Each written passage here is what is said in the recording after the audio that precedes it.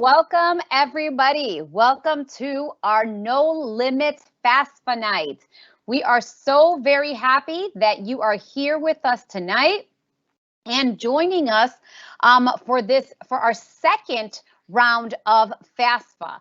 Again, remember, please put on your questions, anything that you need to be answered. We have FAFSA experts here ready to help and answer everything. No question is too big, too small for this mighty team that we have here. We want to make sure that you are aware of all the FAFSA nights coming up. So we do have another one in Spanish coming up November 10th, one in Creole coming up the 17th, and March 16th, we have a culminating FAFSA night. Now, that does not mean that there are not other FAFSA events taking place in Broward, in Florida, in Osceola, Palm Beach, Miami-Dade. So these are just the ones that are right now that we know about, but I believe February there's going to be some events. So we will keep adding those and sending them out via parent link. Please check out the Canvas pages for all new information. So first of all, I am very excited, and you'll meet them a little bit later on, but we have two amazing facilitators and co-hosts that are going to take us through the actual FAFSA demo so that everybody is ready to do everything step by step. So we have Edwin Sylvain from a Brace Advisor, and I'm sorry, it is not from Coconut Creek. He's from Hollandale High School. That was my mistake. I'll make sure I change that. And we have Paul Martin. He is the founder and advisor of College Money Methods, and an amazing partner to here for Broward, to Bridge to Life, to Osceola, to Miami-Dade. So you'll hear a lot from him in our different college and career nights. Like I said, we have a mighty team of people helping us make sure that these events are successful. So like I said, Palm Beach is here. We have the school district of Osceola. This is also part of a culminating series that we've had all month long, which all month long is our college and career month. And it is the No Limits College and Career Fair. So I really hope that you guys have been able to take a look at some of our programming. We still have, I believe, 2 nights left, part of our College and Career Corner, which happens every single Wednesday. And because it is College and Career Month, we've extended it to almost every single day in October. So we still have the esports series coming up tomorrow. And on Friday, we just added something, and I'll have a slide on it in a little bit, but it's really called From Desk to Doctor. So we'll talk about that as well. So let's see.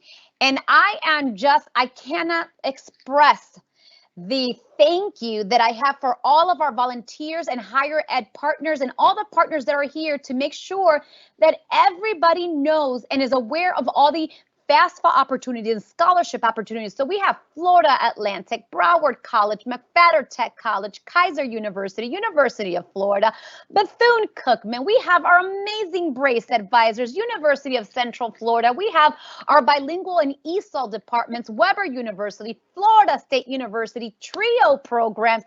And the list continues because every single day we get people saying, you know what, we want to help our students get knowledgeable and get this money from the federal government. So even if I maybe missed a couple of people, please know that there are over 50 people back here in this virtual space ready to help you out. Now, chance for anybody to get some quick free money.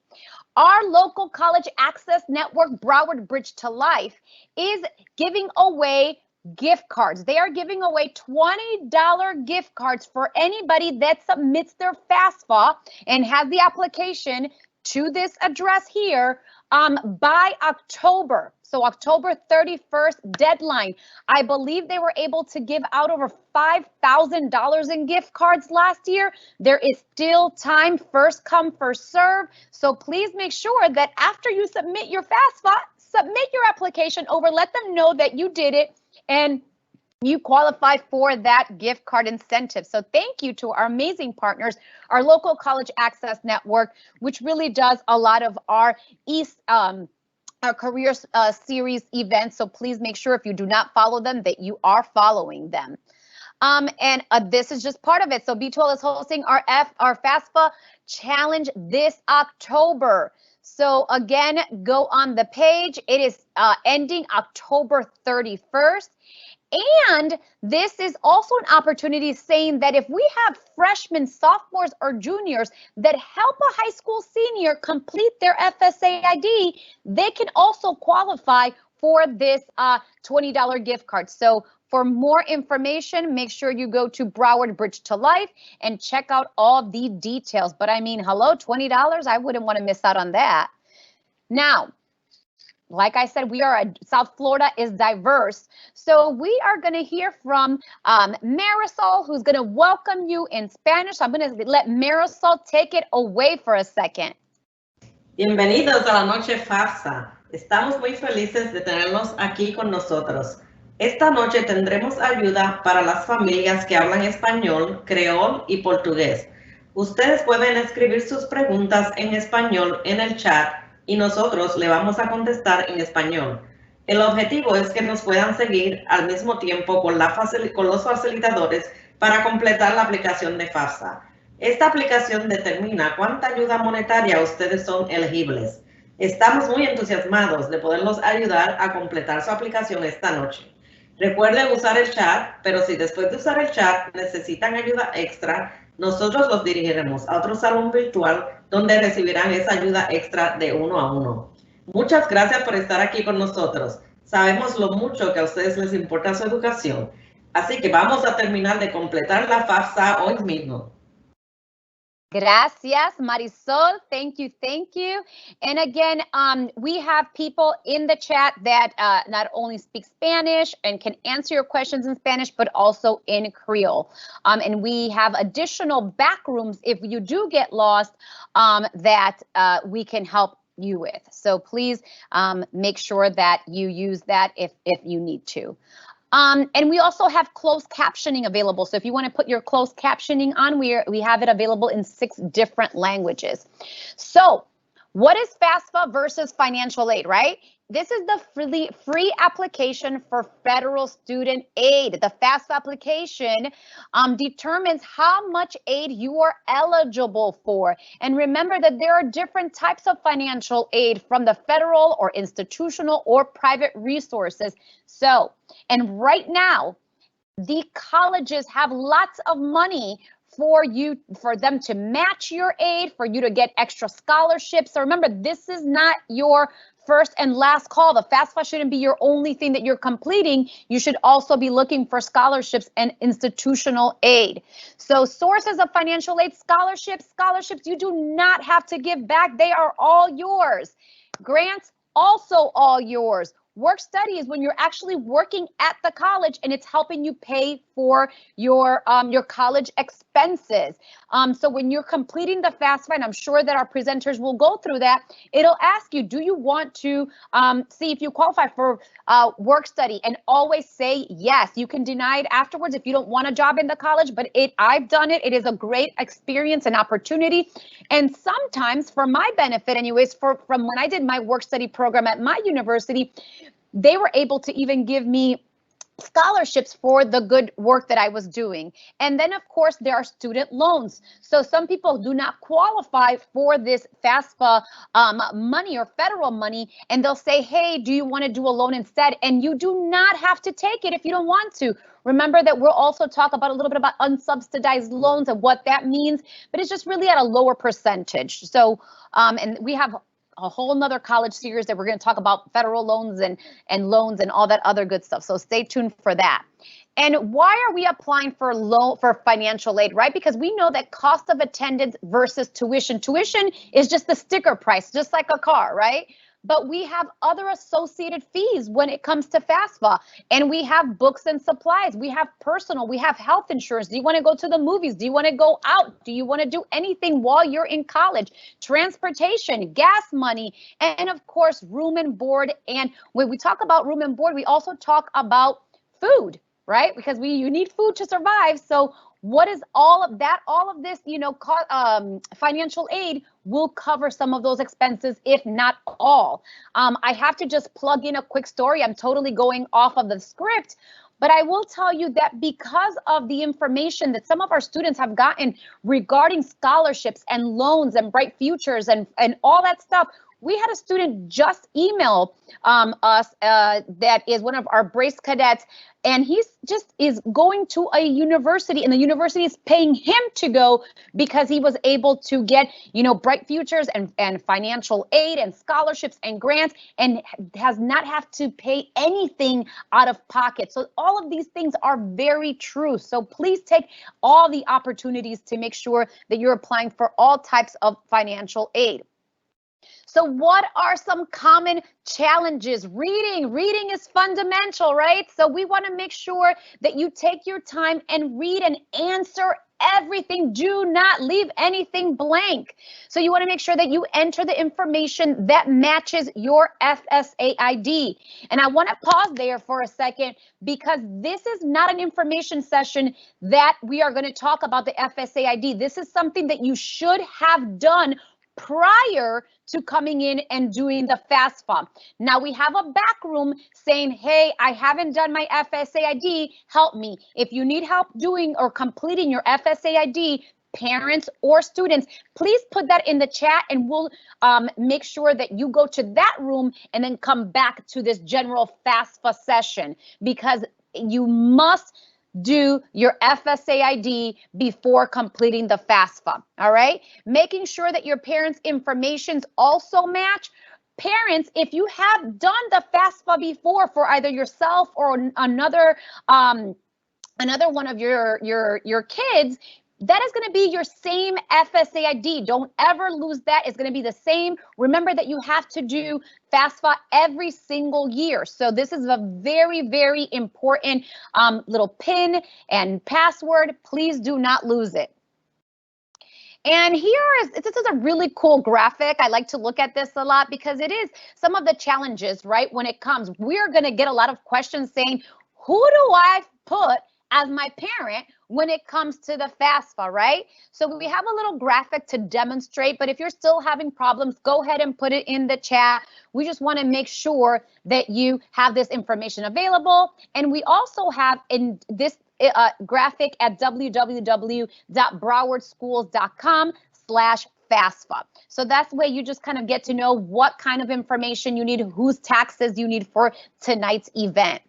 All right, so we also have something very cool, if we can make sure that it links, is the IRS data retrieval. Now, there are some challenges. So at one point, we're going to see if you're able to match with the IRS retrieval, it is going to go super fast like clockwork.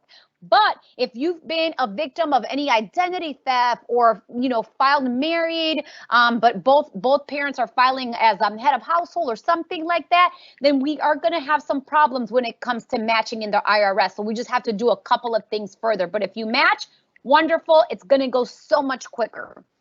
And of course, some FSA common challenges. Maybe your username and password are mistaken. Maybe you put an uppercase and you're trying to do a lowercase.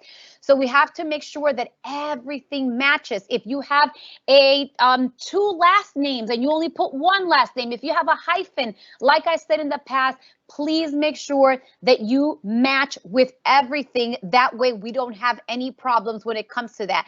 And also make sure that you don't switch your email address, because we really need the email to make sure that it is exactly matching everything that you need for it to happen. And remember that if this is your first time in college, right? I mean, some of you guys maybe are second year, just need a little refresher, but it is your first time as a college student, regardless if you earned any credits in high school, if you're a dual enrollment student, if you're getting an ACE or Cambridge, you're still considered, if you're going to college now coming up in the fall, you're still considered a first time student. This is your first year, okay? So please, we want you to use the chat. We want to make sure that we are answering all the questions. So if you get stuck, Ask, ask, ask, ask, ask. All of these questions are completely private. Only us, as the experts, are seeing it. So if it's a question for the good of the cause, we'll publish it. But if it's a question that you just want answered privately, it will not be published. So now it is that time. Woo, woo, woo. So gather your FSA ID, your taxes, and if anything else, we'll go along. But if you have all of that stuff, I am going to go ahead and we are going to go into the FAFSA government website. Turn your volumes all the way up. If we're going too fast, please let us know, and I will slow down our presenters. If we're going too slow, let us know, like speed up the pace, and we'll make sure that we get you on. So right now I am going to introduce our magnificent presenters. So I'm going to put you on here. Paul, how are you doing today?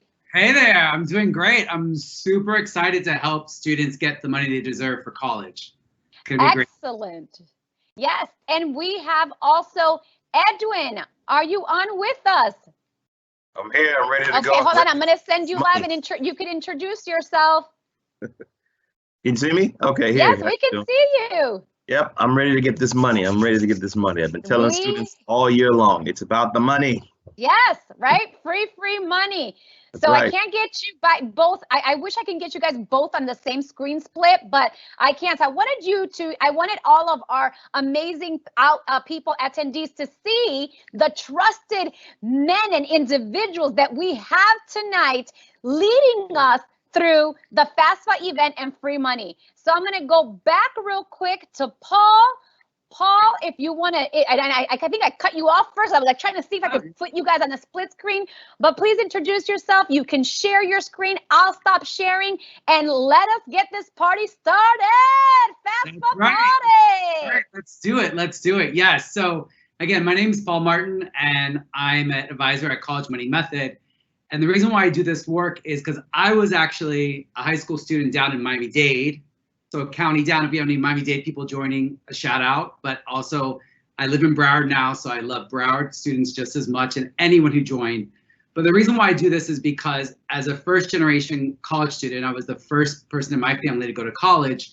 I needed financial aid to make it happen. And so we want to make sure that you're supported tonight, to make sure that you're getting the money you deserve.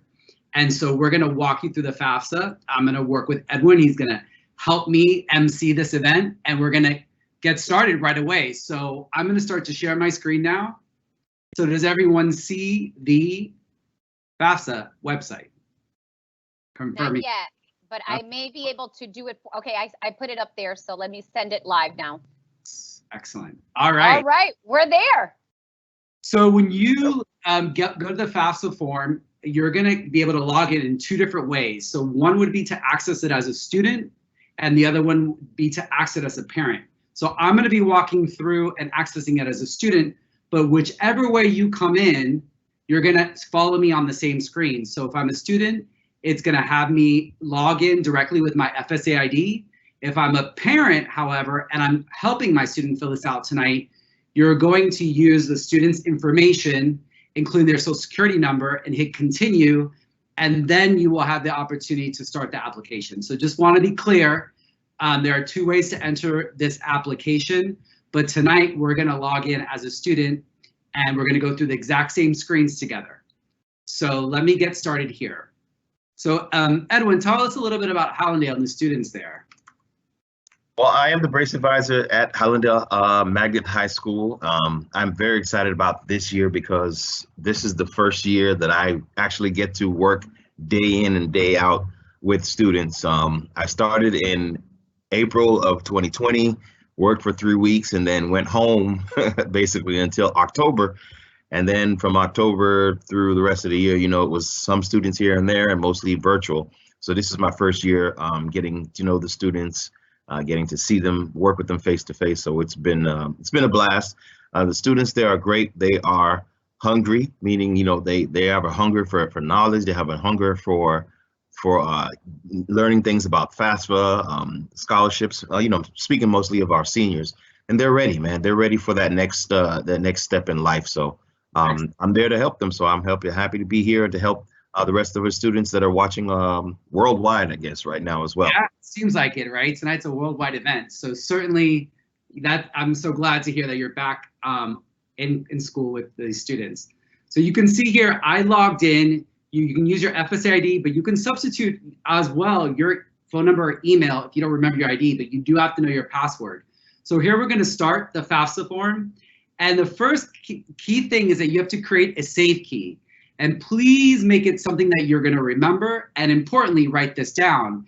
Because the important thing about FAFSA is, as much as we're going to try to get through it and get it done tonight, you don't have every bit of information you need. You don't want to submit an FAFSA with incorrect information. So you can always save your progress and come back and complete it. But you're going to need this save key. It's going to challenge you. What was your save key in order to come back and do an edit? Yep, so that's right. I just want to throw in there, Paul. You know, for people, it's just like a password. I mean, you know, it's a key, but it's a password that just allows you to return to the application at any time, so you can complete it. Perfect. Yes, thanks for pointing that out. That's a great point. So we can see here getting started. There's some tips that you can go through if you needed to, but we're going to hit continue and we're going to get to this first screen. So what I'd like to point out just before we get started is that you can see there's a top menu here. We talked about this. You can save the FAFSA form at any time and exit and come back if that's necessary. And importantly, you'll see there's 7 sections we're going to get through tonight. It may seem like a lot, but we're going to both walk you through this to make sure that you have all the information you need to be successful on this. And we're going to go section by section here. So the first section is about the student, as you can see here. And it's important to remember that in this application, when you're reading this, as Carol had said earlier, reading is fundamental. Your refers to the student. So your social security number is the student's social security number, not the parent if you're logged in as a parent, your first name, etc. But this should be pre-populated for you from your FSA ID registration, because these things the student would have had to enter in order to register for the FSA ID. Now here you can make sure your email is correct, and you can add a phone number. So this is, you know, we're starting kind of easy here, hopefully. If you need to change your email address, you can do that at this point. And then importantly, it's going to confirm the mailing address that you had put in with your FSA ID. If you happen not to have put in a mailing address, I'm going to switch to Florida because we know we're in Florida. You can do that at this point. So these are the, you know, kind of the fundamentals, if you want to call it, like what, you know, identifying the student, who they are, their social security number, their phone number. Now, this is the first question I want to provide a little explanation. So first thing it's going to ask you is if you've lived in Florida as a student, the student has lived in Florida for at least 5 years. So clearly you have to do the calculation and say yes. If it happens to be the case that you say no, well, you're currently a legal resident of the state of Florida invariably, unless we are worldwide. So you're going to leave this as Florida, but then you're going to say, when did you become a resident? So if you moved here this past summer, you're going to put, you know, 06, 2021, or whatever it is that whenever you moved here is the date you're going to use to claim your legal residency. So that's how you need to answer that question. I have happened to live in Florida for at least 5 years. I'm going to keep it as yes. And then the first question I want to spend some time is asking you as the student if you're a citizen of the US. So there are 3 possible answers. Now, what I want to really emphasize tonight, because I think there's sometimes some confusion, is the only individual in this process that needs to have US citizenship or an eligible non-citizen status is the student. The parents could be living still in the home country as long as the student is a US citizen and eligible non-citizen. They have every right and should complete this form and get their money. Right. Go ahead, Edward. No, I was just agreeing with you. I was just agreeing with you 100%. It's very important. You know, obviously, I think everybody should know their immigration or legal status. Just throwing this out there, Puerto Rico, if you were born in Puerto Rico, you are a U.S. citizen. I saw that come up in a chat session I had earlier this week about Puerto Rico. So just wanted to throw that out there as well. Puerto Rico. I'm not, but my dad was. So thank you for mentioning. Yes. Cool. Another important thing, and we're going to cover this later, is you're probably thinking, well, how is my parent going to complete this form? Let's say if they're still living in Dominican Republic and earning money there. We're going to talk about that. So don't be overly concerned about that now. There's a way to do that without a social security number. As long as you, the student, have a social security number and you have a citizenship or eligible non-citizenship status, which is typically a green card, a permanent residency, or a temporary permanent residency. But again, I have worked with some students locally. If you read very closely, you can click on these arrows anytime.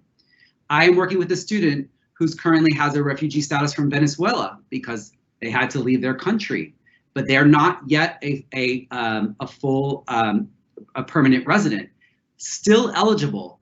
The important thing is, do you have a status where you have an alien registration number? You'll have to enter that in order to proceed here. So hopefully that clarifies a bit. If there are questions in the chat, I'm sure we have our team of advisors that can help answer additional questions on citizenship. But again, remembering that this pertains to the student, not to the student's parents or relatives in any way. And Paul, I just want to throw in too, because I'm going through that with a student at my school. Don't let that dissuade you from moving on. You can, and you are eligible. Don't get frustrated or say, oh, I can't do it or I can't go through it. Don't let that dissuade you at all. Continue with the process. We're telling you right here, you can continue with the application. Absolutely. And I think another great potential resource is you, Edwin, and all the BRACE advisors, who if you're a student, you feel a little unsure about this, please reach out to your BRACE advisors or your local advisor, depending what district you are. They can help you with this. Absolutely. Finishing up with the student information, education. So invariably, most folks on this workshop are gonna earn their diploma, so congratulations. But if you happen to have a GED certificate, that's fine as well, as long as you have some level or high school completion from as of next fall, which is the 2022-23 school year, college year. It's going to ask you what certificate you're going to be working on when you enter college next fall. Okay, so you can choose. If you're going to start off at Broward College, you might choose an associate's degree. Invariably, you're going to either be a first bachelor's or an associate's degree, or maybe a certificate diploma. You're not going to be earning a second bachelor's, clearly, and we're going to talk a little bit more about Carol mentioned as a senior applying for the FAFSA, if you're a senior. Now, this is the question that was mentioned earlier. It doesn't matter if you're dual enrolled. It doesn't matter if you're already earned college credits, if you have earned toward associate's degree. The rules on FAFSA are clear. If you are currently a high school senior, regardless of all of that, those other great achievements you have in terms of your college, your college readiness, you will always choose never attend the college and first year. And then finally, I'm sorry, Edwin, do you want to say something? No. Okay. And then finally, I smile because I go get these questions and then things every day. So that's nobody. Yeah, it's important. This is a lot of clarity here. And we're going to go a little slowly through this. We have another, I won't try to take the whole hour and a half, but I want to make sure folks feel supported. Here's that work study question. I always tell students check yes, because as Carol had mentioned, you can turn that down later, but you want to put yourself out there. Work study is an incredible opportunity. I mean, you could do really neat things and start preparing for your career in college, because there are some campus jobs that are career oriented and ready. So you want to be considered for work study as part of that federal student aid. So check yes. And then finally, for student information, we have whether you've registered for selective service. Now, it's important as a male, if you check no and you haven't registered, you don't have to register any longer. This is a change as of this year. The question is still on the form, and they didn't have time to take it out of the database. But you do not have to be registered any longer in order to qualify for federal student aid. So you have the option to not register for selective service if you haven't already, or you can choose if you're not registered to have the FAFSA system register you if you like. And males, don't get scared, because I got this question again. It doesn't mean that you're automatically going to be shipped off to the Army or anything, or Navy. But it's just it was like you said, not a requirement anymore, but it was a requirement when I applied back in the day, but it's not necessary. Yeah, it was a requirement for seniors last year, believe it or not. Right. Change. Now, student's driver's license, this should be pretty, hopefully you have your driver's license handy. You could enter this information. It's an option. It's optional in the sense that if you don't have one, clearly you wouldn't be disqualified for aid. And this final question on student demographics, were you a foster youth or were in the foster care system at any time? So if you're in the system for a week, a day, or longer, you would choose yes here. And this is a question that's asked about the highest school completion of your parents. Now, if you only are, have a relationship or know of one parent, you do not have to select both parents. You can select only the parent you have a relationship with, and you have options here. For example, my father he didn't finish high school. He didn't even get his high school degree, whereas my mother did finish high school. So I have that option here. But this is a question, like I said, that you would answer, particularly if you only have one parent that you relationship, you can leave the parent to blank here. Okay, so we got through section 1. That's great. We are, we're at 1/7 of the way there, if you want to say. This section is actually the fun one because this is honestly the easiest one, and it certainly is one that we get excited about because this is where, first of all, we're going to say what high school we go to, and you're going to use a database so that it matches here.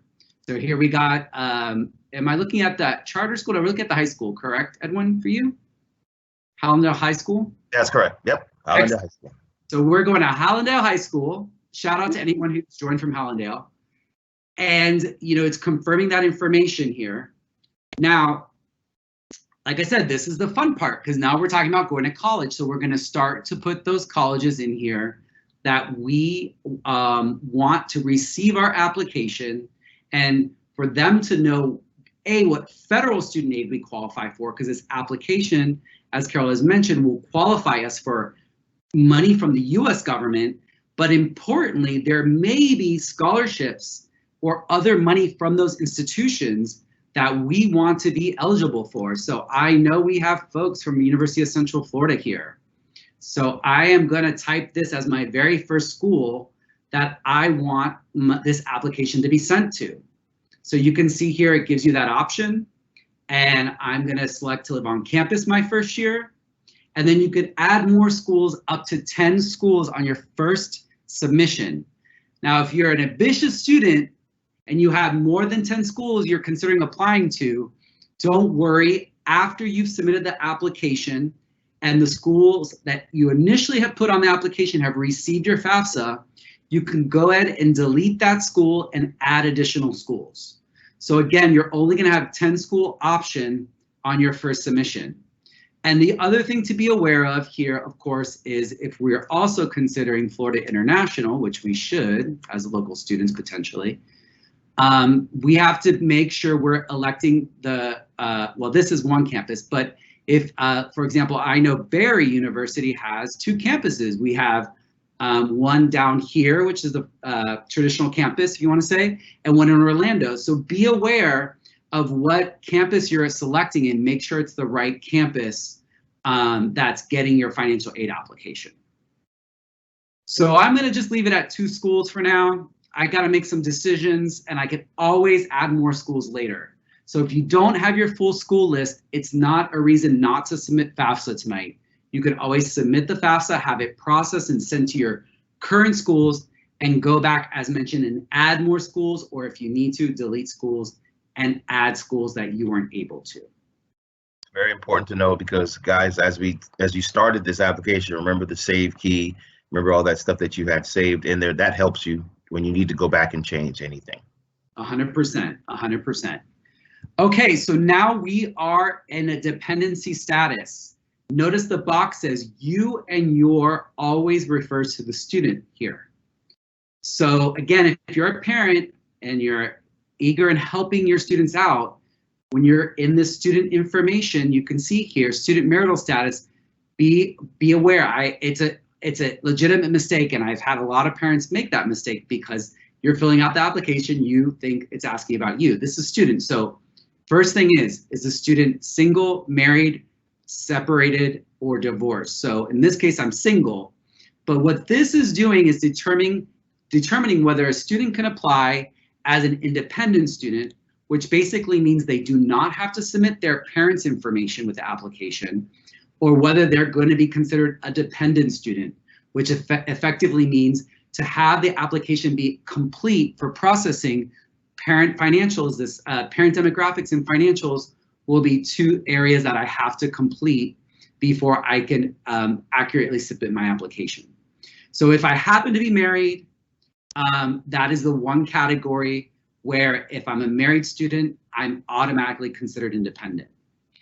Two other questions, follow-up for the student. Does the student themselves have children that they will have to support while in college next year, or other dependents? Again, if the student happens to have a child that will receive support from that student, that's a yes, the student will automatically be considered independent. And then we have a series of questions. So these questions, if we check yes to any of these questions here, this will qualify us again as independent. So the first question is whether we're in active duty. Are you in active duty or not? Are you already a veteran of the U.S. Armed Forces? If you're a high school student, the chances are that you're not a veteran, but it's there because we do have older continuing education adults who may qualify for some of these, right? At any time since you turned age 13, were both of your parents deceased? Were you in foster care, or were you a dependent or ward of the court? Now, I've called FAFSA on this question because I've had students who say, the parent that I've known all my life, the only parent I know, has unfortunately passed away. I don't know my other parent. FAFSA rules are you still cannot check this box because your other parent may not be deceased. So there's some extra work that has to be done, but nonetheless, you can still apply for financial aid. Don't take that away. Please take away. We're going to complete applications tonight. The fourth question is whether you are considered an emancipated minor as per court order. And then the final question is if someone other than your parent or step-parent has legal guardianship of you, again, as determined by the court in your state of residence, which we reported earlier as Florida. So if there's a Florida court that has given legal guardianship of me as the student to somebody other than my parent or step-parent, I could check this box and therefore I would be considered independent. But in my case, as young as I look, I am not going to qualify for any of those. So I will go on to one final question here. And this is asking that on or after this past July, was I homeless? And this could include the fact that my family's homeless, not just me, but we're in a homeless situation, or that I'm self-supporting, which means obviously that I don't have parents, I'm at risk of being homeless.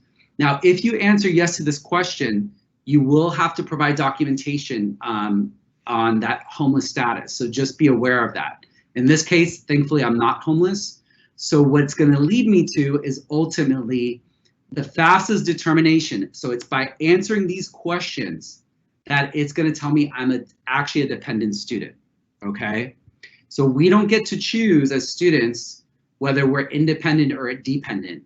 We have to answer this set of questions under Section 3 dependency status, and in that process, it will determine whether we can apply without our parent information. And in this case, I cannot. Now, if we are in a situation where we are able to provide information about your parents and you check this box, it will go through a set of warning screens telling you that your application will not be complete, that in fact you may only qualify for federal loans, and that you would need to reach out to the financial aid office at your college in order to, remedy the situation. But I'm going to keep it simple. And certainly if you have a situation like that as a student, you would want to reach out again to your BRACE advisor or your local college counselor to discuss this situation, because it's not a favorable outcome to automatically just say, I can't provide my parent information and submit the application. We really want to know what our options are, and your counselors are the best ones to help you through that. What do you think about that, Edwin? I always tell my students the dumbest question is the one that's not asked. So you have to ask questions. you have to just don't be afraid and think that your question that you want to ask, if you're ever in a room setting or whatever, your workshop, don't be afraid of the question that you think you want to ask is dumb.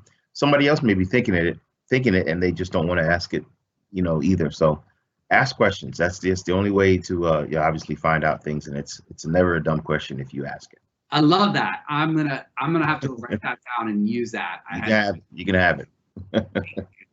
Okay, so now, because I'm a dependent student, it's gonna start asking me about my parents, right? My parent demographics.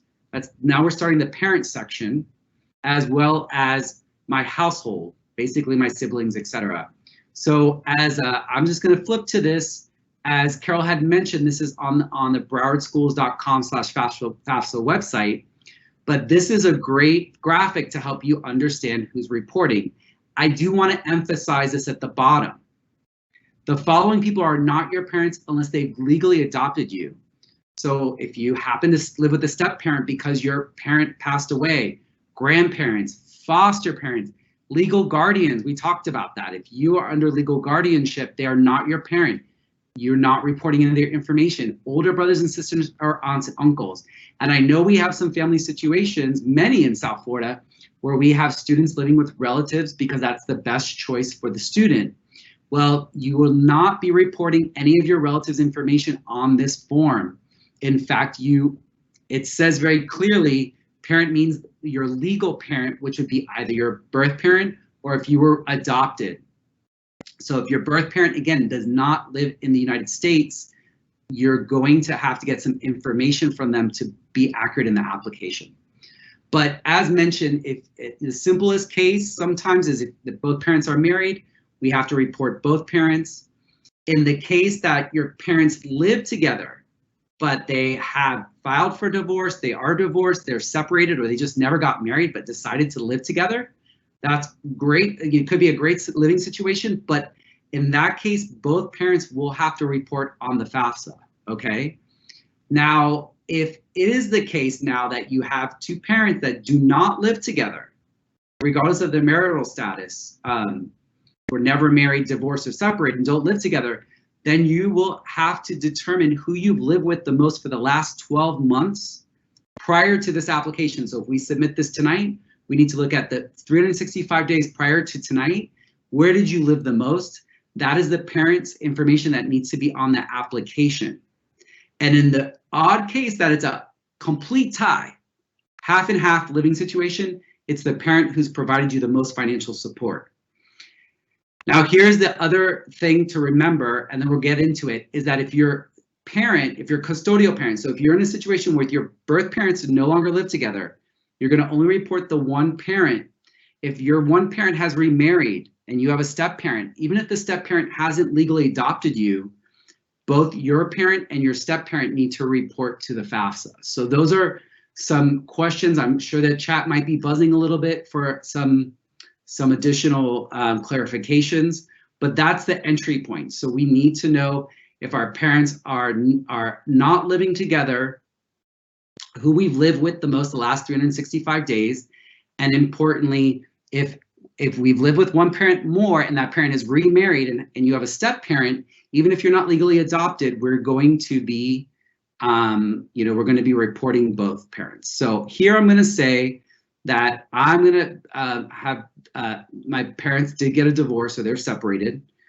So I'm going to report one parent, and then you're going to tell them which parent information you're going to provide based on that 365-day rule. So I live with my mother more, so I'm going to only be reporting her information. And this is where it's really important, as we've mentioned before, that your mother's social security number is accurate, your parents, or if you're the parent, you're that accurate, the last name that you put here matches your social security ID, as well as the first initial and the date of birth. Now, remember we talked about what is the case if my parents don't have social security number? Am I stuck? Am I done? Is the end of the road for me? And the answer is absolutely not. If your parents don't have Social Security number, because either they don't live here or they've never, they've never filed a tax form and they don't have Social Security number, we're going to use zeros. Okay, so we're going to use 9 zeros and complete the entire rest of the form. And then in that process, the difference will be that because your parent didn't have a Social Security number, they can't create an FSA ID. And they're not going to be able to click sign. You're going to have to print out the application and do physical signatures and mail it in. But you're just as eligible for financial aid as a student whose parent has a Social Security number. So please don't be mistaken about that. If your parent does not, or parents don't have Social Security numbers, you could put zeros and complete this application fully. Another instance, Paul, jump in here, when we were talking about people getting scared or frustrated, thinking that they can't fill out this application. Yes, you can. Before there were, before there were computers, you had to do this by hand, if you will. And there's always that option. So this is just a little turn in the road, but it definitely is not the end of the journey. You just have to fill it out by hand, or fill it out and then print it out, sign it, and then, as he said, send it in. So do not worry, don't get scared. We're going back to the old school paper days, but we can get it done nonetheless. So I entered my mom's information. Now it's asking if my mother has also lived in Florida for at least 5 years. It could be the case I came first, right? And my mom came later, or what have you. So it could still be a no. She's currently a Florida resident or not. Now, again, in the case that my mom still lives in DR, right? Dominican Republic, I say foreign country. And then I simply answer how long she's lived there. So the parent does not have to be necessarily residing with the student in order for you to complete this application, okay? So we're gonna continue on here. And now this is an important section because this is asking you about your household as a student, okay? And remember, you is your you as a student. So this is enter information for your mother's dependents. Do not include yourself. So what this is asking is essentially, do you have siblings or step siblings that live with your parent that that your parent's going to support next year when you're in college, okay? So they would be considered a dependent child. And in that case, you would want to put a number here. But importantly, emphasizing again, that does not include you. That would be except for you, your siblings or step-siblings, how many are in your family? So in my case, I only have one stepbrother, one brother. If you have questions about what is a dependent child, these pop-ups have gotten, it should be here, dependency status questions. These pop-ups have gotten pretty detailed in helping you walk through it. It's a lot of questions, I realize. But essentially, your brother or sister would be considered dependent if they're under 24, they're not in graduate school, so they can be going to college too, right? They're not necessarily living at home the whole time, but they're getting more than half of their support from your parent, and therefore they're part of that household, and then you want to put that number here. Now, the other category is if you have other dependents. So I know we have families that maybe a grandparent lives at home, right? Or an aunt has moved in. And if they're in this case, they do have to be physically living with your parent, and they have to receive more than half of their support from your parent as well. So effectively, paying for housing, food, etc.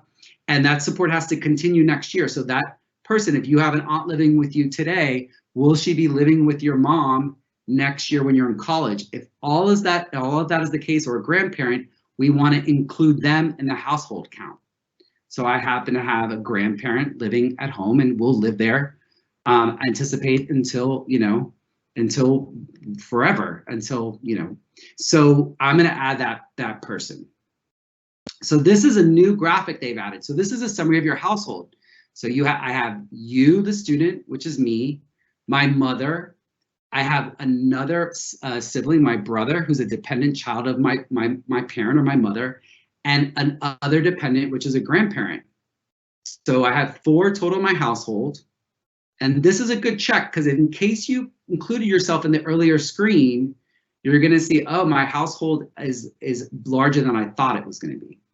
And important, here it says, out of the 3 dependents, which would be me, my sibling, and my grandparent, how many will be in college next year? Okay, and you cannot include your mother if she's going to college, but you do include yourself this time. So it's an odd situation where you want to include yourself. In this case, my brother is also going to be in college, and even if they're only in college half-time, they're considered going to college. So I have 2 in college next year, myself and my brother is going to be in college for a second year, and he's decided to go half-time to a Broward college. And once we get here, we are done with that section. So do people feel comfortable? I know I can't get live feedback, but hopefully it's pace working for folks. Did you want to add something, Edwin?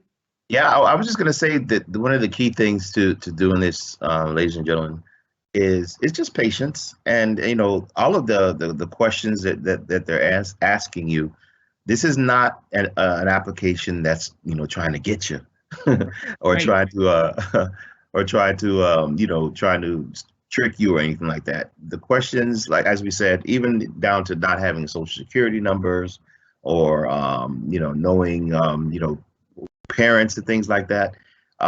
Everything that's asked, you know, it's all for a reason, obviously, but it's not to not give you financial aid. If I'm saying that right, does that make sense, Paul? Absolutely, absolutely. It's actually trying to make sure that you qualify, because Exactly. an example would be when you have 2 kids, if you and your brother are in college, you may be actually eligible for more aid because your one parent, your mom, has to support more college, right? Exactly. So it's a good example of why they're asking all these detailed questions, because they really want to understand your financial situation and make sure you're getting the most money. Right. It's never a situation where they want to withhold. I mean, you know, they have a lot of money to give out, and they have a lot of money to give, a lot of people to give it out to. But if your situation is one of the ones that deserve a more look or a deeper look, being honest about it is the best way to get the most money. Absolutely, 100% agree. So now we've answered the parent demographic information. This is probably going to be the trickiest section. So we're going to spend a bit of time here, but we have our hopefully our silver bullet, which is if we've already completed our taxes, right? And our mother has filed her 1040, or my mom. In this case, she's going to be filing a single. I can use the IRS data retrieval tool. So this is the part where we're going to give folks a chance to do this. Now, if you're logged in as the student, when you proceed to the IRS site here, you're going to see that it's going to ask you now for your parents' login to do that connection, because we're pulling your parents' tax return, okay? So if you use this and you're logged in currently as a student, make sure that you can access your parents' FSID or the email they use to create their FSID and their password. And then you should be able to do this. So we want to give it a couple minutes for folks to try that. I'd love to see if this works for you. We want a big shout out in the chat, because this really helps you to avoid, if you want to say, answering a couple of extra questions, which we're going to go through anyway. So if you cannot use this, if it doesn't go through for you, it's going to be fine, because we're going to walk you through how to answer these questions if you don't connect manually. So let me ask you, just I don't know that this question may be asked in the chat, but this is another area where people really get a little shaky about the taxes. From your experience, what do you know, about why the FAFSA, well, not why the FAFSA asks, or maybe you can explain to people why the FAFSA asks about taxes, and what they use to just another form, I would say, to calculate how much money you should get, correct? Yeah, exactly. So there's definitely a component of their feeling of a student's financial aid eligibility and what they call financial need that is based off of a parent's earning, because fundamentally, because we answer those dependency questions and it's determined that we are dependent of our parents, the federal government and colleges generally have an expectation that the parents would contribute something toward college.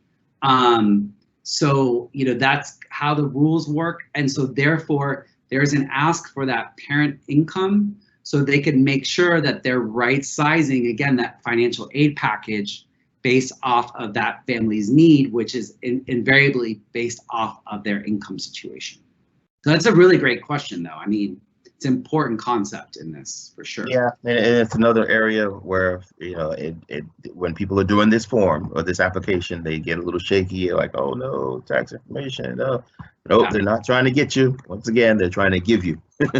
Exactly, and importantly, know that this process is secure, so that, you know, this is the Department of Education. So people may not realize FAFSA is administered by the Department of Education, a U.S. government department, and it has a secure transfer to the IRS department. So that's why this can happen, and in a way that, you know, has no compromise to your tax information or your data. So, but has anyone successfully done this? I'd love to know. I can't see the chat, but I don't know if, Carol, if you've seen anyone that we're getting any shout outs, and it might take a couple minutes. So I'm gonna go ahead and go through the manual. If you're still working on this data retrieval, keep at it, because it will save you some time. But if it ended up not working for you, it's gonna be fine, because there's only, honestly, you answer another 6 or 7 questions if you don't use that tool. And you do have to do a little bit of hunting. You're gonna need your printed tax return or a PDF copy, because this is the secret here. Is you can see here, it's giving you a little instruction. Here it's asking, what's my mother's adjusted gross income? And it's saying, where do I find this? On my tax form 1040 from 2020 now. That was another very key thing I want to point out here, is that we are using our 2020 taxes and only 2020 taxes. All the information we're reporting for income overall is always 2020 taxes, or 2020, excuse me, 2020 year. So I'm gonna skip this. So if I'm still like, what is line 11? Here's the great thing. FAFSA has added all these pop-ups. It shows you exactly a screenshot from the tax form, and it highlights the exact line you're supposed to look to and enter an accurate number into FAFSA. So remember, if you can't use the IRS data retrieval tool, it's gonna be fine.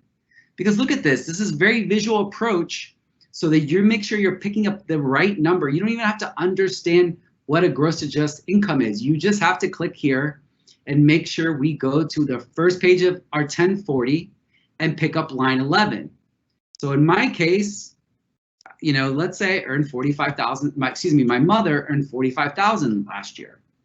Now, in the case that we have families, again, where either the parent didn't file an income tax, either because they're abroad, etc., there's a way to calculate using the income estimator. So there's some questions here that you can answer, but we're not going to get into that tonight. We're going to stick with the IRS form, and you can certainly look up resources to do that. So that's the first thing. So we didn't get our data retrieval, but we put our first line, which is our adjusted gross income. The second one is, how much did your mother earn from wages, salaries, etc.? So here there's a couple ways we can do this. If you are a single parent, you could use the tax form to report line 1 on the taxes, and you may have to add some additional things, but typically it's going to be line 1. Now, if you end up being 2 parents, it's going to direct you to go to your W-2 form, which is the that final income statement you get to report your from your job to report your to your taxes. You're going to take the number from there. So here I'm going to enter the fact that I earned about $43,000 from my job. So the next step is, now it's saying that I'm on a simplified path, because if I didn't earn enough money, I could bypass parts of this application and keep it real simple, which would be great. But I'm not going to do that because I need to show you all the other screens. But if you earn, basically, if your AGI is less than, I believe it's $49,000, you can go on a simplified path, which means if you only use the Schedule 1 to file for unemployment or educator expenses or a couple of other things, primarily for a lot of families it'd be unemployment, then you could say, no, I did not file a Schedule 1. Select no if you did not file or if you filed only for these purposes. And then you're going to zip through this. But in this case, I'm going to say, yes, I did file a Schedule 1. And in fact, the other question will come up sometimes if you're a dislocated worker. What a dislocated worker means is that you are unemployed effectively. So if the case is that my mother was unemployed, I would check yes. And again, I would have some slightly different answers. But here, I'm going to say no, my mother's thankfully still working. And it's going to ask me if I receive any of these federal benefits. And of course, you can check multiple federal benefits. In this case, I do not. So I'm going to continue on. And the next screen, if you didn't get that middle screen about your Schedule 1, will be your taxes. So where do we find that information? Again, we click on this and we can see it's on the second page of our 1040, line 22, we're going to take this number here. So I'm going to say I paid $2,000 of taxes last year. Remember, because I wasn't able to retrieve this from the IRS. Now, if you've retrieved this from the IRS, you're going to have in here, it's going to just say transfer from the IRS. So you're not even going to have options to fill these in, which is a benefit because it's going to save you a bit of time. Okay, so now we have a bunch of questions that kind of look like, wow, how am I going to get through this? So I'm hoping that I can give you some guidance here. Of course, you can take your time and read this, but I'm very familiar with these questions. So the first question would only apply if one of your parents was in combat last year in 2020, not in the Army, actually in active combat and got combat pay. Many students hopefully didn't have that situation. That's going to be 0. The second question is about student college grant or scholarship aid received by your parents, not by you, but by your parents. So invariably, if neither of your parents were in college, that's going to be 0. If one of them was in college, you would have to figure out if they received taxable grants or scholarships, okay, that were claimed on their income tax. The third line is basically the easiest way to figure this out is to see if in that tax form, if there's more pages than the first 2 pages, if there's a Schedule 3, and if there's a number in line 3, and if there's a number there, again, a printout, Schedule 3, line 3. If there's a number there, we'll report it. If not, it's going to be 0. Those are education credits that your parents would have received because one of your brothers or sisters or step siblings was in college and they got tax credit for that. Or they were in college and got tax credit. The additional line will be untaxed portion of IRA distributions and pensions. Again, it tells you exactly how to do this. You're going to look at 1040 and use this equation in order to calculate it. So you go and you take the numbers from these boxes here on the very first page, and it tells you, now if there's no numbers in there, that's easy, it's 0. But if there are numbers in here, you're going to add lines 4A, 4A and 5A, and you're going to subtract lines 4B and 5B, okay? The other couple questions, again, it directs you exactly where you have to look. If your parents have that Schedule 1, which is beyond the 2 pages, the first 2 pages, it's usually the very next page. It's called Schedule 1. If they have numbers in 15 and 19, you will add them together and enter them here. It's 0, it's 0. And the final one is that first page, again, of your 1040. If there's any number reported in 2A, you would enter it, if not 0. So invariably, in my case, all of these are 0, which basically means that I can continue on. And continuing is the fun part. Yes, it is. This page, I promise you, we're almost through parent financials. We have a couple more screens, and then we're getting toward the end here. So I'm telling you, this is the hardest part. You can stick with me. It's something that's worth it because you're going to be able to submit your FAFSA tonight, and then you're going to enter that contest for B to L and get your $20, and not to mention your financial money, your financial aid. So this screen here, reading carefully, child support your parent paid to another parent. So this is not child support received. This is, do your parents pay child support to an X? If they do, it needs to be reported here. If not, then it's 0. And the next two questions, again, pertain to earnings or taxable earnings if your parents were in college or in a graduate program and earning some kind of employment from that. So if your parents have a standard job and are not in college, those are going to be 0. For most families, at least the bottom two are going to be 0, and others, they may be paying child support out.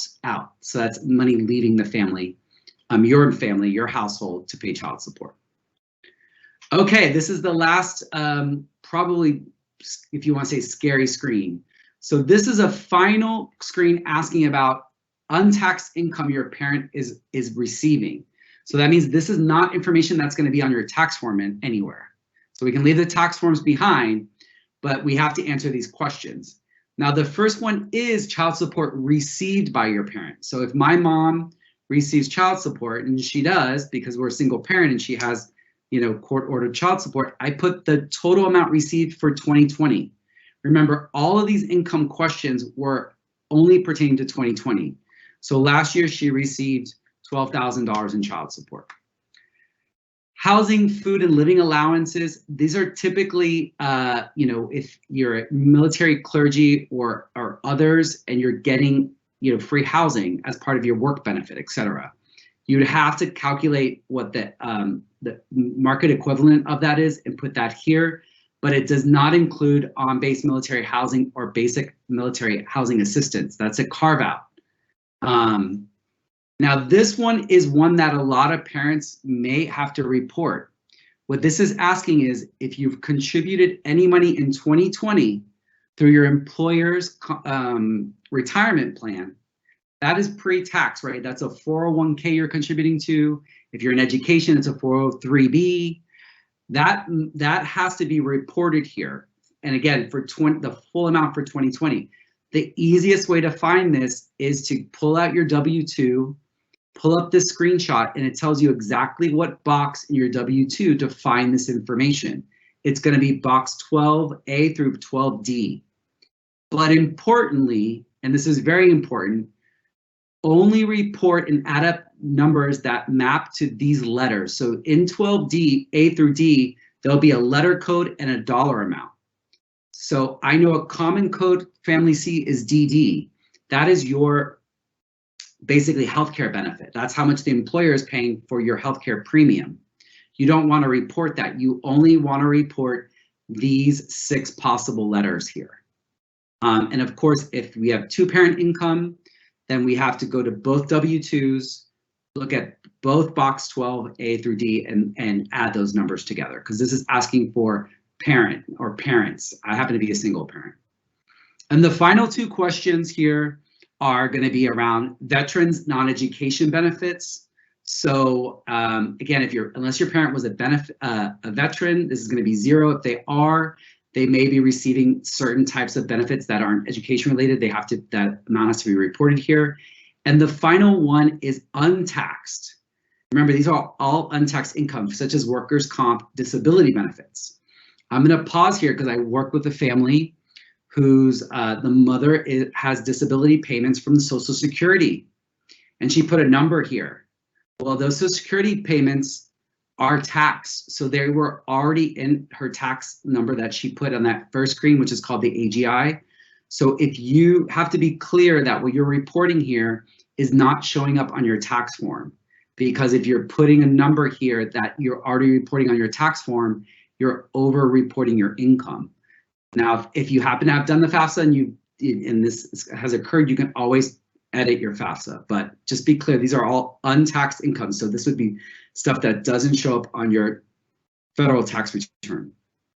Paul, I just want to give a shout out to all of our chat support and people who are helping tonight, because it's funny. I went to the chat just to see what they were asking, and somebody was asking a question about benefits, and their question was answered right away. So shout out to everybody working in the chat. We want to, if anything, people leave here with 0 questions and they have submitted their FAFSA. But I know one of the things that we're committed to is always taking person's information and allowing us to follow up if we need to. So I'm glad to hear that. So now this is the final parent financials. This is asking about assets. Assets, think about savings, checkings, and investments like stocks, possibly second properties if your parent owns not a primary home, but a second home, or has a rental that they rent out. So here I'm going to say yes, of course, my mother's current assets is over $0, because invariably our parents probably have something in their cash, checking, or savings accounts. So cash, savings, or checking accounts need to be totaled up and entered here. So here I'm going to enter the amount in my mom's savings account. Oh, sorry, savings and checking. Here, this question, so what is the net worth of your parents' investments, including real estate, but not your primary home? So it's a very important carve out. You never want to report your primary home on FAFSA, but what you need to do is to look at your bank statements. So if you, outside of your savings and checking, so if you have brokerage account, meaning you're owning stocks that's not in retirement. So that's something I want to emphasize 15 times. If you have money you're investing, it's an investment, but it's in a retirement account. So it's in your 401k, it's in an IRA, it's in anything that's for retirement, and under that retirement account, we don't report that here. We're only reporting investments that are taxed every year. So this would be stocks we're holding in a brokerage account. If you happen to own stocks, this could be, like I said, a second property.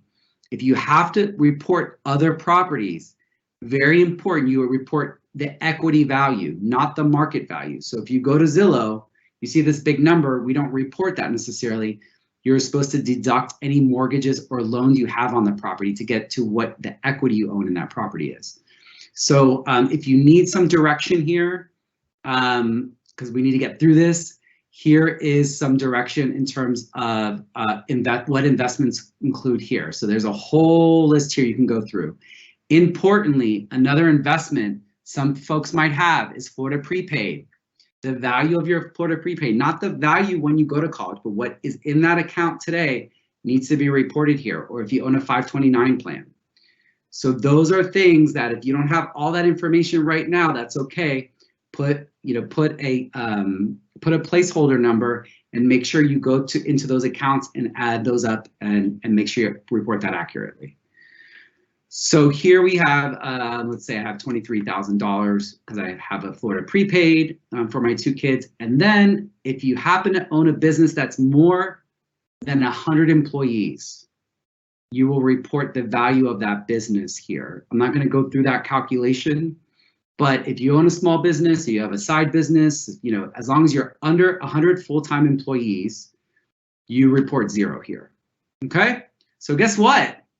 We got through it. We are done with parent financials. So if you're able to complete that section, give yourselves a hand. Yeah, definitely. And a pat on the back.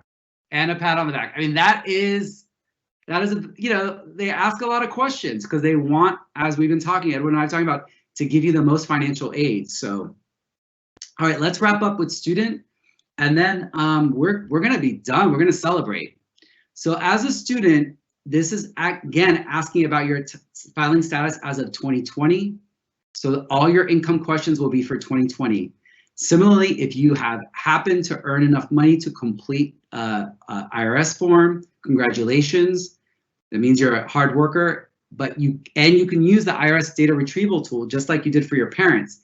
Now, of course, this time when you sync, you're going to sync using your FSA ID and password, not your parents, because you need to pull your return. But in this case, I'm going to say I'm not going to file. So, okay, that's fine. Maybe I didn't earn enough. So I just did some yard work and stuff around my neighborhood, and I earned about $1,200 one summer. So you don't have to have filed a tax return to report the income you earned in 2020. You could just be as honest as you can be and say what income and again, this is income. This is not gifts you've given by relatives. This is like, I worked in some way and was paid for that, whether it was informally or sometimes we work just enough hours to get a W-2, but we still don't file our taxes. We can use our W-2 information to put that information here. So moving on, these are the same questions that are probably not going to apply to you because you're a senior. You don't pay child support to anyone, I would guess, yet. So this first question is only if you pay child support, you enter it here. And the second two questions are earnings based off of college, if you're part of a cooperative education program or federal work study. Again, if you're a senior, these are invariably going to be 0. But future years, you might have stuff to report here because if you're a first year or a sophomore, you may have work during college. But we don't worry about that now. We're going to keep it simple and put 0 here. And then these are the untaxed questions that they ask my parent about if I receive child support, if I get a housing allowance, if I've contributed to my work 401k. Clearly, I don't even have a W-2 or I don't file taxes. It's pretty much these are all going to be 0. So this is the easy part, right? Because these are things that they ask the same questions of the student as the parent, but invariably the student isn't even qualified for this. The final question is a new question, which you're supposed to report money received or bills paid on your behalf from people outside of this application, meaning outside of your mother or your parents. Now, this again isn't de minimis gifts that you receive for birthday. This is if you actually are getting some substantive report from an outside relative, you're supposed to report that here, even though you're not reporting that to your taxes. All right, and we're in the home stretch. So they do need to know about what I as a student own in terms of my savings, checking, and investments, because I'm the recipient of financial aid, right? I'm the recipient of the education. So if I have some savings, they might ask me to contribute a bit of that. So here I would report my balance of savings and checking account. And then if I happen to be way ahead of the curve and investing in Robinhood, let's say, or owning any real estate on my own, I would report that. In this case, I'm not active. And then I do not have a business that's more than 100 employees. If I did, maybe I would not have to be going to college, but I think a college degree is great for anyone. But so this is a very simple section. Invariably, most students may have cash, checking, and savings, and probably are not going to have investments. So guess what, Edwin? We made it. We made it. Ready to sign and submit. The finish line. We made it the finish line. There. We are here. Okay, so this final screen here is just a summary. This is all the information that we just went through, and look at all we got through. I mean, congratulations to everyone. You know, this is a lot of information we entered in the last hour. You can double check your work here.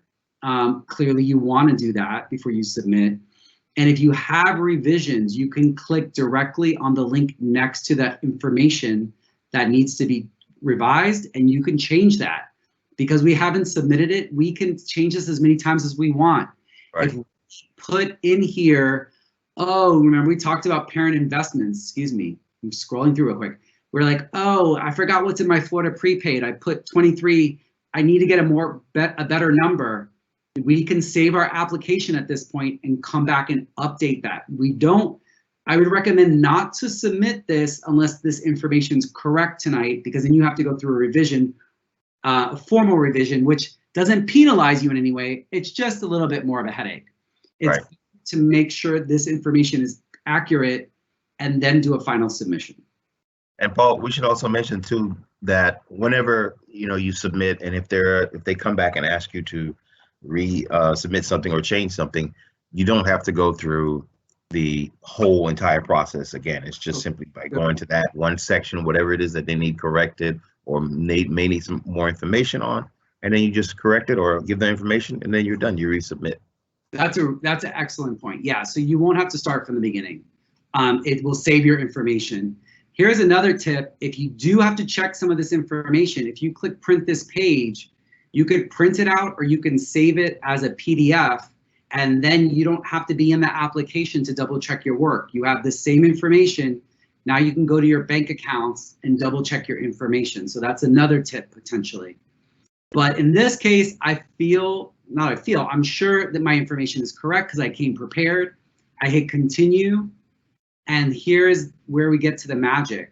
So I'm logged in as a student. This is where I sign my FAFSA. So I'm gonna click here. This is the agreement on what I agree to in order to receive, federal aid. I can read through this here. And as soon as I do, I click I agree, and guess what? There's not even like a fancy, digital signature. I click sign the form, and you're gonna see I am signed. Hi, we've done it. Signed it. Now we got to get our parent signature, because remember, we said that you have to have a parent and a student signature. Now, in the case, I click on parent signature. Well, in this case, it doesn't have it. You could actually forego this and say, okay, let's see here. I'm going to show you. So here's the parent I've entered. Now, if I don't have an FSA ID, right, because as a parent, that is, because I don't have a social security number or for whatever reason, here are your other options to sign and submit. Print a signature page. You can submit without signatures, but you will have to eventually sign. You cannot have this fully processed. So the next best option, if you are not able to electronically sign as a parent, is to print the signature page, and it will provide instructions on where to send it. So that's it. We did it. I mean, I know it seemed like a long process. I wanted to be thorough and clear. Edwin, you've been amazing. I have one other piece of news that I want to share that's really important. Should have shared it at the beginning to keep people stick around. The Pell Grant, which is the main free money grant from the federal government, is increasing next year to over $8,000 if you qualify for a full Pell Grant. Wow. I looked up numbers. Tuition at any Florida state school is around $6,000. FIU, UCF, UF. What does that mean? Semester. If you submit the FAFSA and you qualify for a full Pell Grant, you've got your tuition plus covered at any Florida college. Broward College, Miami-Dade College is in the $2,000 for tuition. You're going to have more than enough money. You're going to have money, as Carol had mentioned, for those expenses, for the books, for the transportation. So FAFSA is such a key gateway for so many of our students because there is free money from the federal government. There are work study opportunities, and there are certainly potential money opportunities directly from colleges. That is great news, man. I didn't know that. That is great news to know. Yeah, so next year's class can look forward to. Hopefully that's something that will get them excited. 100%. Yes. Yeah. So Carol, that is it for tonight. Are you coming back? I know. You did a great job as well, Paul. That was awesome. Thank you. Flowed really well. Excellent. We're still live. Carol, do you want to join? I'm here. Do you guys hear me? Yeah. Oh, okay. I was like, what's going on? I thought it was going on here. What are the results? Did we have anyone? Did anyone chat or? Oh my God, are you serious? The chat was on fire. This was excellent. The pace, the thoroughness of this. I am so excited. But I want to hear from our parents and students really quick on the chat. How many people linked? How many people did we get that actually completed it today? Please put it in the chat. Put your high school, put yes. Tell us how you feel. We also are going to talk about my colleague is going to put a survey. If you still haven't completed your FAFSA and need help, we have it for you. So don't think this is the end of the road for you. If you still need help, please let us know. We will give you individualized help with this. So come on in, make sure that you fill out that survey. I just want to thank you, Paul. Thank you, Mr. Edwin. And what a successful night. I mean, you guys are a dynamic duo. We're going to have to bring you guys back. That's for sure. Let's go. I want everyone to get maximum money. So I'm here. For sure. And again, for those of you guys who still need help, we'll have something on the survey for you guys to put on there. I still need help. So please make sure that you do that. We want to say thank you to all of our volunteers, for all of our parents, for all of our students, for just being here, right? I mean, this is your future, and we're here to make sure that you're taking full advantage of it.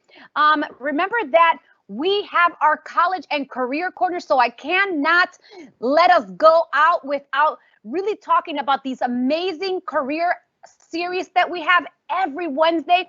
And like I said this in the beginning of this presentation, October is our college and career month, so it is packed with information for you. Tomorrow we have our esports highlighting series. What a great presentation that we're going to have going on with our No Limits FAFSA virtual and college and career fair. So here, again, if you haven't registered, please go on and register for our esports career town hall. And then on Friday, we were so excited of all the career stuff that was happening and all the college stuff that was happening. We added Dr. Patricia Rowe King, who is the medical director in pediatric services. And she's going to tell her story.